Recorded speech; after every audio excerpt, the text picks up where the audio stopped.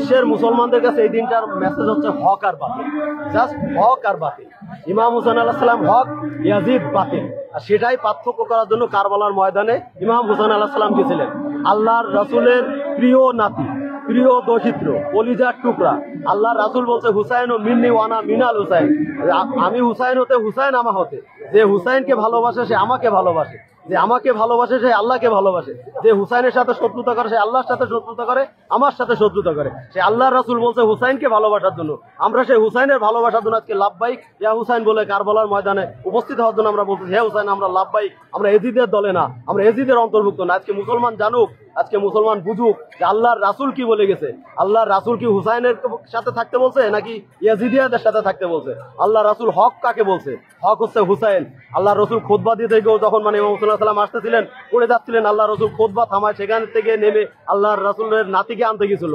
খুতবা থামানো মানে আমাদের ভিতরে সম্পূর্ণ একটা নিষিদ্ধ কাজ, কিন্তু আল্লাহর রাসূল সেখানে হুসাইনকে আনতে গেছে। এই হচ্ছে সেই হুসাইন, হাজা হুসাইন। হুসাইনকে তখন আল্লাহর রাসূল এই মেম্বারে বসায় বলতেছে, হাজা হুসাইন, এই হুসাইনকে চিনে রাখো, যে তোমাদের বেহেশতে মানে পার করবে, যে তোমাদেরকে বেহেশতে নিবে। এই হচ্ছে সেই হুসাইন। ওয়ালটন এখন দেশের সীমানা পেরিয়ে পৌঁছে গিয়েছে 50টিরও বেশি দেশে।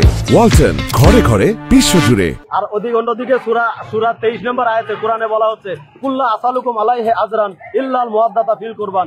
হে রাসূল আপনি বলে দিন, আমি আমার এই রিসালাতের পারিশ্রমিক বাবদ কিছুই চাহি না, খালি আমার কুরবাগণের বা আমার আহলে বাইতের প্রতি মহব্বত ছাড়া। আর এই আহলে বাইত হচ্ছে 5 জন।